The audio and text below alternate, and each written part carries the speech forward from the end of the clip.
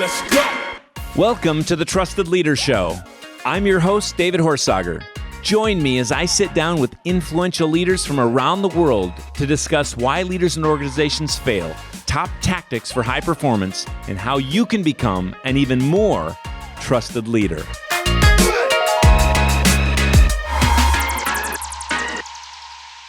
Welcome to the Trusted Leader Show. It's David Horsager. We have a special episode today with a friend. She just got inducted into the Speaker Hall of Fame, our association. We get to humbly join each other there. She's a CSP. She's author of 2 books. We're going to especially talk about her newest book, The 10-Cent Decision, How Small Change Pays Big. I want to touch on that. A few other things. She is author, keynote speaker, entrepreneur. She knows customer service. She is a friend. Welcome to the show, Laurie Guest. I am so excited to be here. How much fun is this? This is so fun. I'm so excited. Hey, we've got a lot we could say about you professionally. You've become a friend, and I can still remember when we sat by each other. In fact, we're going to get to our first moment together. But before we do, is there anything else you're thinking, oh, this is something not very many people know about Laurie Guest, or something they should know? Gosh, I think my most interesting fun fact is I am a Monopoly tournament champion. All right. Monopoly. I know you love board games. I do. I love my board games. And growing up on the farm, by myself as almost an only child. I have a brother who's 12 years older. I had an imaginary friend, Trish, and she played all the board games with me. She was terrible at them. I won all the time. So as an adult, when I don't win all the time, I've had to learn how to adjust. But that's my favorite fun fact that has nothing to do with anything. That's fun. Well, you know, on your website, laurieguest.com, and we'll put all this in the show notes so everybody can find out about you, and they're going to want to. But you have several ways you differentiate from others. And one of the key 4 is that you research everybody you work with better. You customize better than anybody I know. And how I know this personally, if we go back from how we met, you know, we were at a significant kind of the highest level special event for our industry. And we got there, and it was the first time I went to this kind of thing. I believe in the elevator together, and you started saying all kinds of things about me that, you know, we ended up getting into be in the same kind of mastermind group. I don't think we knew we were going to be in the same mastermind group, but you just started saying all kinds of things that I didn't know about myself. Then later, I got a special, amazing gift from you about all these things that like about my trust work and all this. And tell others about that experience from your perspective. Yeah. So a big part of my business is secret shopping, and companies hire us to pretend to be a patient, a patron, a client, or a customer. And at this special event we were going to, it was really important to bring $1 million idea. An idea that either has earned you $1 million or could earn you $1 million. Now, I'm going to be very transparent here, Dave. It's a little daunting to show up with a group of your peers, who many are way more successful than I am. And you're like, what idea am I bringing? What that's unique, right? We talk about this all the time. How can we be different? And I thought, well, the most unique thing I do is secret shopping. How can I bring this? And so I actually did know who the mastermind was in advance, because I reached out to the planner and I said, could you tell me the names of the people in my mastermind? Because I have something special planned for them. So I had no idea who you were or the other. I think there was 10 of us in the group, maybe something like that. And so I researched every member of just our mastermind in advance. So I knew everything I needed to know about you, at least on a professional level. And so when it was my turn to speak, I had positioned myself first thing in the morning on the second day. And here's my strategy, Dave. Most people navigate back to the same chair they were in the day before. So by looking at where you guys sat on Friday night, I already had the pattern of where you would likely sit the next day. So by being in the first slot, when you came back to the same chair, you had a little place card sitting there, and everybody had a unique little setup that was specific to them. And that's where you had kind of a balsa wood tower that was made. I still have it. Yeah, I still have it with the 8 pillars of trust on it, and just this made for me, right? Yeah. And here's what's interesting about this. The number of people in that room who were strangers when I started was I knew 1 out of the 10. And today, 7 out of 10 in that room are friends of mine. You can't help but wonder if you don't start building trust the moment you meet someone, when you show that I cared enough to go learn about you. Now, I have creeped people out, and I creeped you out a little, because when we got in the elevator, I went, hey, you're David, right? Because I wasn't even sure how to pronounce your last name at that point. And you're like, I am. And the look on your face was like, should I know you? And you remember that? And I introduced myself and we chit-chatted for a while. Well, you had no idea we were going to end up in chairs next to each other. I knew it, but you didn't. And so And then we sat directly next to each other. We did. Yeah. And then when we sat down in the room, you're like, oh, hey, you're the one I met in the elevator. And I don't know how many years ago that was. I want to say 2010, something like that. Yeah. And the years have flown by and our friendship has grown since then. But my point in even sharing the story is it started with the morsel of how can I be different than the other people in the room? And I think if we interviewed all of the other people who were in that room, they would all remember that moment when they sat down in their chair and there was something that they hadn't seen before. And why did this person know so much about them? So that's the key. I think there's two things that happen there, and we're going to get to some other things, but I think something interesting is very seldom do people feel special or appreciated today. I've had people come back to me 2 decades later after working for them. This just happened recently where some people say we send a beautiful package when people hire us, especially for certain things, and they get this beautiful package. Like I had someone, actually a bureau person that moved back to speaking bureaus, and she said, I have this beautiful plate on my table that you gave us in 2006. And I just remember, and she hadn't worked with us, and she'd been out of the business and industry, and she said, I just wanted to reconnect with you and have you hired for some things. But thanking, and also what you do better than anybody I know is making it about them. Not just this generalization, but specific. And you're so intentional. So people feel cared about, they feel special, they feel unique. Sometimes we want to overcomplicate things. And, that's a big deal. That. It is a big deal. But I have to say, it does take focus and energy and commitment, because if you don't put that into it, it starts to come off as, I'm going to buy you a gift and send it to you. And this is not about the value of the gift. I just sent out 25 handwritten notes to the people in our association who are getting their, what we call the CSP, the Certified Speaking Professional designation.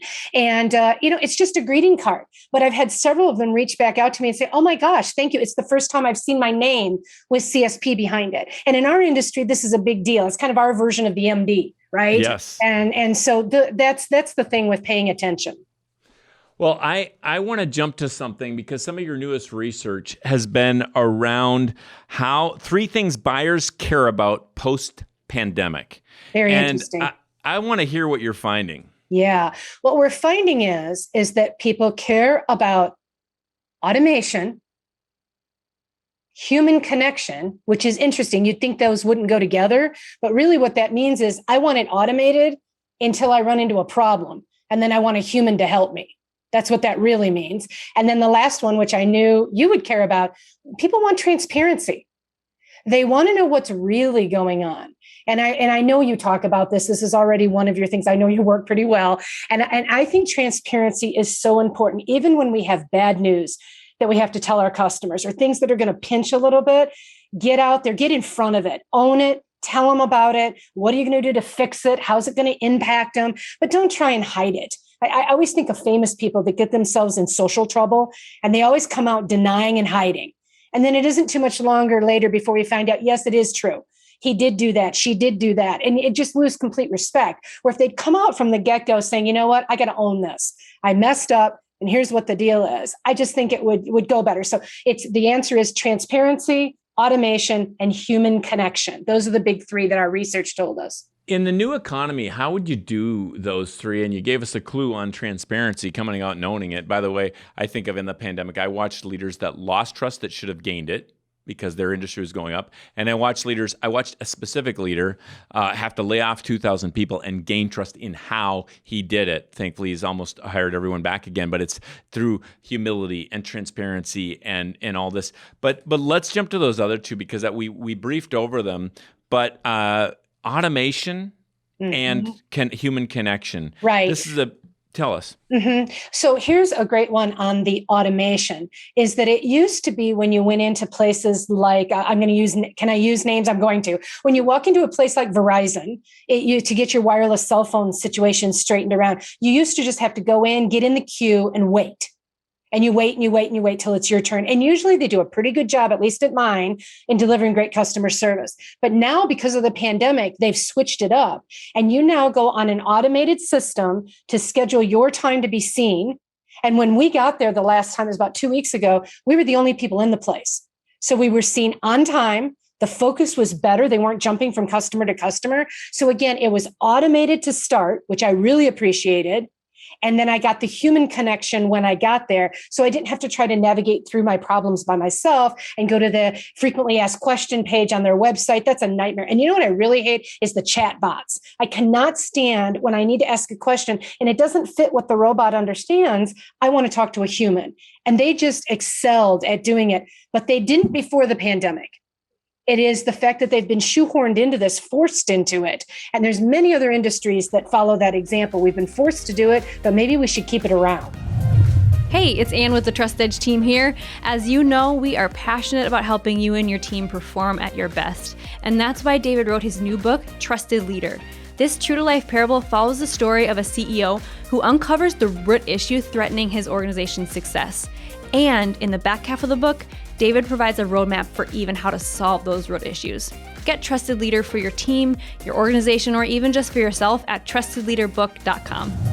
What's another way, we're in such a virtual world and that certain parts of virtual are not going to go away. We have to increase connection virtually. People are using it more. Absolutely face-to-face is coming back. I'm traveling every week. It's been an amazing change. 4 weeks ago and boom, I'm on a plane quite a bit again. But still, we're using Zooms. We're going to use it more in the future or whatever your flavor is for technology. But do you have any tips in the midst of this on how do I build connection even virtually? Yes. I think that one thing we can do is make sure that we're present. And so although people listening to your podcast right now can't see this, but you and I are on camera looking at each other. We can see each other, and that builds trust, not so much in the interview process, but in a workplace situation. So an example comes to mind. I have a client that I'm doing some work for right now, and every time we do a planning call, they want to jump on Zoom, and the lady who's hiring me is engaged. She's looking at me. She's connecting, but the other one is never paying attention. She's on her keyboard. She must be multitasking. She's doing something else. And they both equally are responsible to me, or me responsible to them, I guess I should say, in delivering the final product. And my point is, my confidence in person one is higher. My trust that she will get it and do what I need is higher, even though person two is actually the one pulling the strings and making it happen. And she's not failed me yet. I have no reason to feel that way about person two, except for her disconnect virtually. Is that kind of what you're thinking? Yes, absolutely. I see the same thing. Yeah. Very true. Maybe she would act that same way if I was meeting with them in person. But I do think that for people listening that are being forced to do their regular jobs virtually, we need to really act like there's a human on the backside of that camera. If I'm having coffee with you, I'm not looking over your shoulder for the next better person to talk to. And I'm certainly not on my phone checking my text messages while you're talking to me. If I want to have a true connection with you as a friend or a business partner, I'm paying attention to you. And you alluded to that earlier. Attention is one of the keys. Mm-hmm. I think that's interesting. Laurie Guest, if I was going to put a few words for Laurie Guest, I would say authentic, I would say intentional, and I would say attentive. I think that's whatever that attention there. I would also say fun and funny. With a splash of sarcasm. Yeah, it's right. We tone the sarcasm down for the interviews because they do get recorded and go out to strangers. But sarcasm is my favorite. What do you call that? Isn't that a love language? Right? If I tease you, I love you. If I'm not teasing you, we got a problem. That's good. I love it. So transparency, automation, human connection, that's what the research is showing buyers want post-pandemic. Let's jump to your newest book, 10-Cent Decision, How Small Change Pays Off Big. And a big quote, we have a sign of it just outside of my studio here from something we put on about everything around here. It's the little things done consistently that make the biggest difference. Seems to align quite well. But let's talk about this 10-cent decision. Yeah. So the way this came about, the book title itself is a very quick, interesting story. So when my son Evan was about 20, one day we were walking down the street to go get a cup of coffee, and we see a dime laying on the sidewalk. And I see it, Evan sees it, and he steps over it. And I'm like, dude, did you not see that dime? He's like, yeah, I saw it. And I said, aren't you going to pick it up? He's like, no. I'm like, why? And he said, and I quote, Dave, too much trouble, not worth it. Okay, to bend at the waist and pick up a dime is too much effort. And I was so intrigued by that. So I said, tell me, how big of currency would it need to be for it to be worth it to you? And he said, at least $1. At least $1. And I thought that was so fascinating. Either I have a very spoiled child, or there's a lot of people who would agree with him. So after that, I started interviewing my audiences by show of hands. He's not alone. A majority of people say that they would step over it because it doesn't have value. And that's when I started to realize our customer service ideas are the same way. If all you do is smile at your clients, or your customers, that's great, but it's a single dime. It doesn't mean a lot. But when you start combining it with a bunch of other ideas, it becomes a stack of dimes. And you know how much a roll of quarters is worth, a roll of dimes, right? You start stacking them, they have value. And that's where I come from at this, is that if we have low cost, no cost things we can do, we're stacking dimes. And when we put them all together, it can make a really big impact. So that's how the book came to be. And I just can't get over how often, right after people hear this, they'll be shocked how often they will find a dime on the sidewalk. In the next week, Dave, you're going to see a dime laying somewhere. And you're going to go, oh my gosh, Laurie has appeared in front of me. I promise you it's going to happen. Watch for it. So let's dig a little deeper here. What, I want to start picking up the dimes or stacking them. What are some ways I can stack them in my customer service, in any role that's kind of these low cost, no cost ideas? How can I start to shift how I'm thinking and start stacking dimes? Yeah, well, the very first thing we need to do is look at systems. The systems we have in place, do they make sense for your end user?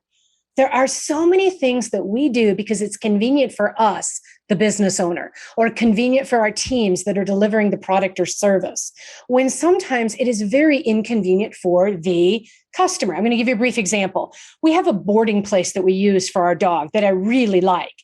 But they have a system that when you want to make a reservation, you go online and you click on a form and you have to fill the whole form out. And it's a lengthy form. It's 3 pages long and it asks everything about the dog you can possibly imagine. And here's the part I can't stand. You have to do it every time you board him for every individual stay.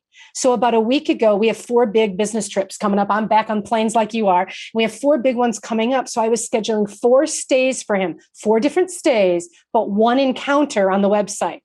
I had to fill out the form 4 times. That does not make any sense for me, the user. They need to look at their processes and they need to figure out how can they database this stuff so that there's a way to click a button that says, I'm a repeat customer, I'm a frequent flyer, and not have to fill it out again. That makes sense, right? Mm-hmm. I mean, Absolutely. Why wouldn't we do that? The big word today is, how do I make it easy? People Right. are overwhelmed. I'm hearing this. I just saw this in a bit of research in the last week.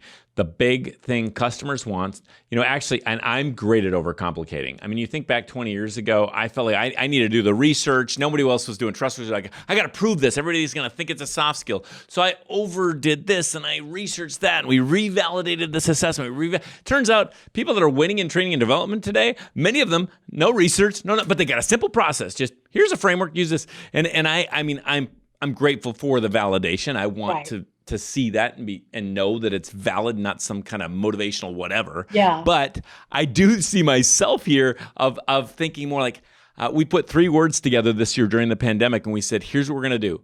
We're going to be simple. We're going to be usable and scalable. So in other words, more people could use it, not scalable to make more or whatever, but how can we make it so simple? And that's a big deal. And yet it's taking work because I've overcomplicated a few things on the way. So how do we make all this trust work so simple someone can use it tomorrow instead of, we got to have every consultant involved and all Exactly. that. And whether it's a small entrepreneurial business like my boarder place, or if it's a huge company that you're dealing with, it all comes down to the same thing. Process and the people. How are the people that are working for us? Do they understand? Are they getting the information out the way it should be? And so that's what some of the things are that I go into in the book. One thing that's interesting, and anybody who can see this on camera, it's very interesting. The book has a very different design to it.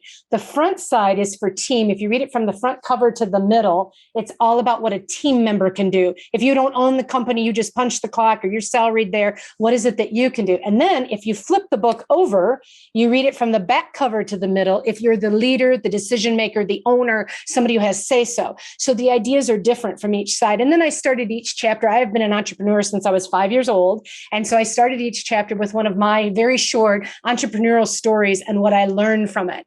And they go all the way back, Dave. You'll appreciate this. My first job was once a year. I got to go with Dad with a truck full of grain and dump it at the grain elevator. And my job, my only job, was to take a hold of the stick and pull it backwards so that the bed of the grain truck, can't you hear it in your ears right now? Yeah, you can totally. smell it. And those of us who are farm kids, you guys are smiling because you can hear the grain, you can smell it right now. But then here's the best part.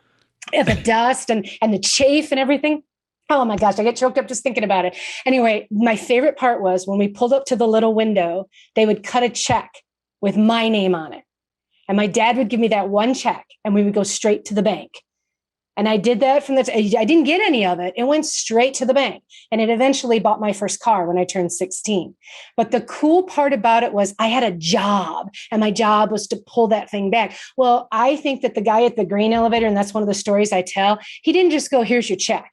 Instead, he put a show around it. Well, Laurie, you did a good day's work today, Laurie. Sometimes there'd be a little present for me. I mean, they really made a big deal out of me bringing in this load of grain. Now, what's interesting is that's what my memory says. Maybe it happened once, but in my mind, it happened a lot of times, And so those are the types of things that I'm talking about, the little things you can do that makes that customer feel special that costs you absolutely nothing. I love it.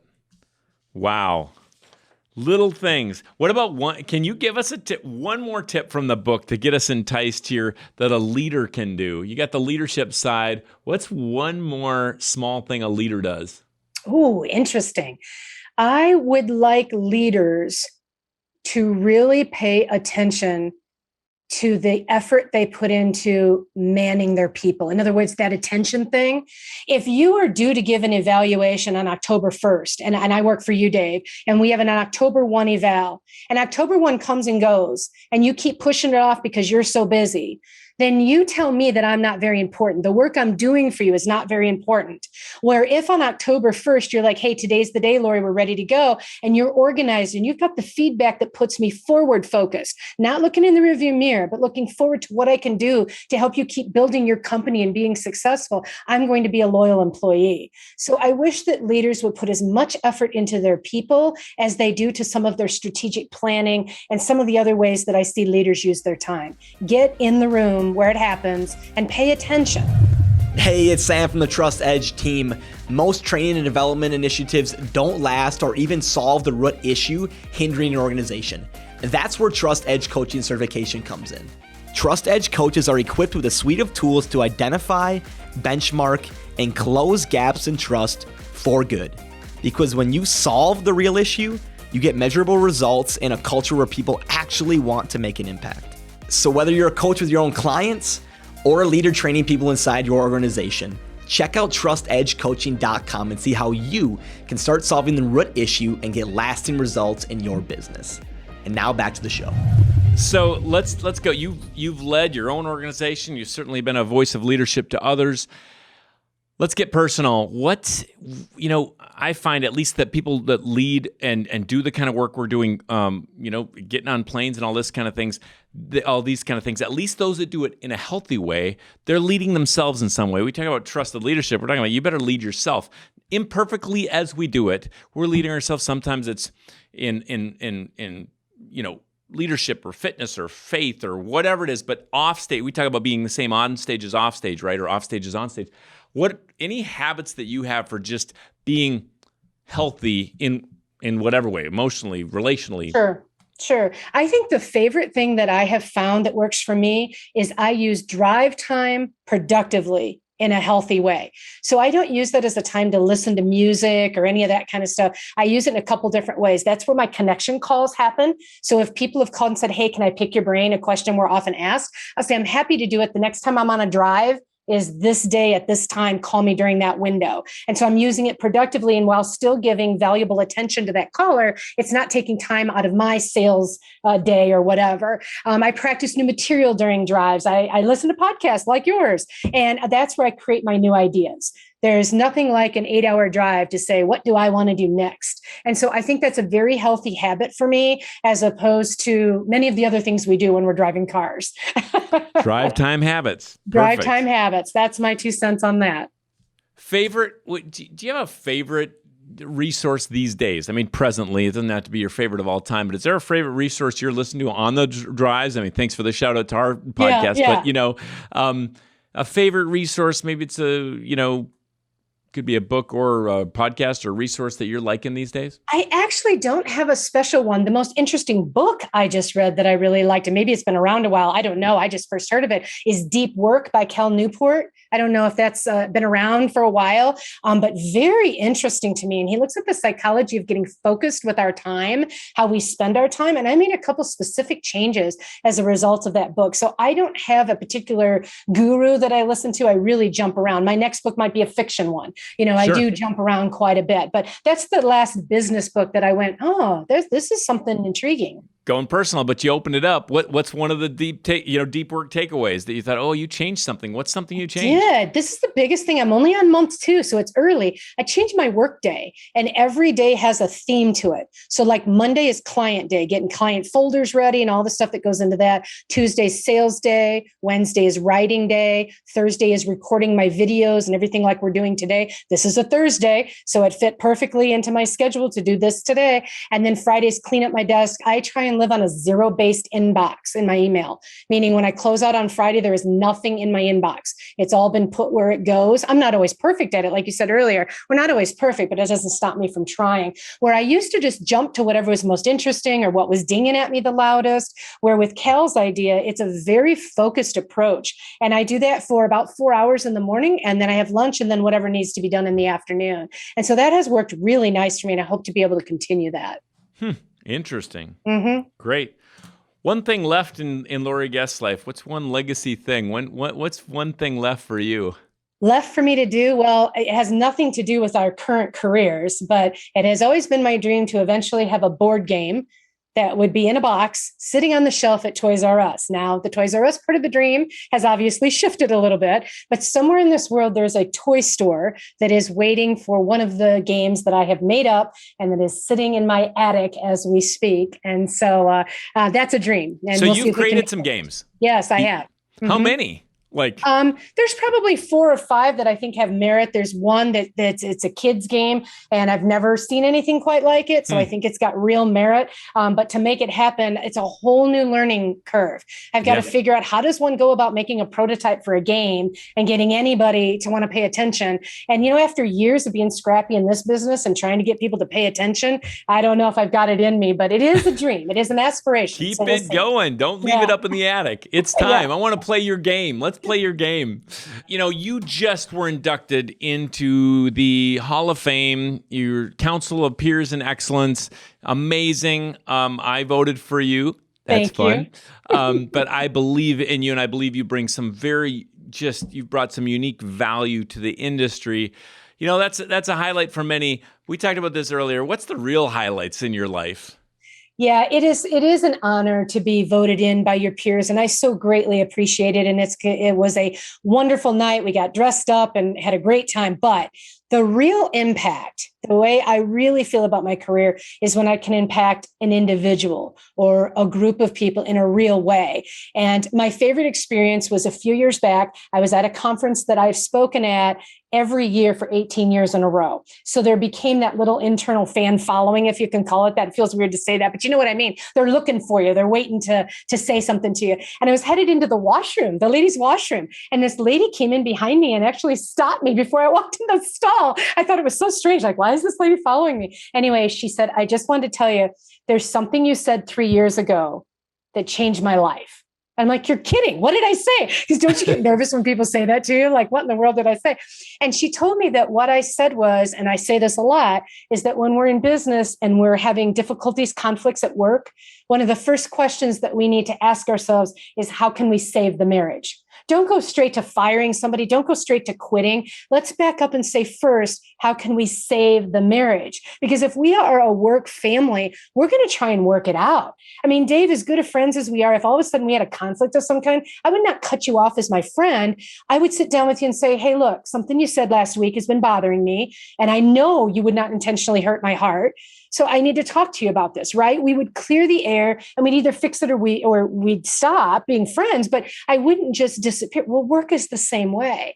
And that was an example that comes to mind of one of the most rewarding things, that one simple sentence of work to save the marriage first changed her whole life, because instead of quitting a job, she went in, spoke her mind, and actually ended up getting a promotion that led to a bigger job and a bigger opportunity. And she was going to quit. And I think sometimes when we do our work, especially, Dave, we have no idea what little morsels we threw out there. We believe in our work. I think we're good at what we do, but we don't always get the feedback and how it matters. And so that was a highlight of my career in the women's bathroom of the Marriott Hotel in Cleveland, Ohio. Cleveland's usually a punchline. This is a good one. It was a good one. Good conference too. So yeah, that's my highlight. Well, wow. We could talk more. Laurie, it's a treat to have you on. We're going to find the show notes. Everybody can go to laurieguest.com, Laurie, guest, like the guest on the show that she's been. And you can find out all of her other social media handles there. You can find out about her newest book and everything she's up to, or how you might want to partner with Laurie. And we all want to see when that game's coming out. But before we go, we've got a question we ask everybody here. It's the Trusted Leader Show. Who's one leader you trust and why? Oh, tough question. Well, I have to go back to my roots. And I worked for a husband and wife medical team named Dr. Neil Ross and Dr. Lynn Hauser. And they ran everything with trust. They built a very successful ophthalmology clinic that I was privileged to work at in the beginning of my medical career. And they kept their word. They were people of their word. They did what they say they were going to do. And most importantly, gave me opportunities that led to everything that I do today.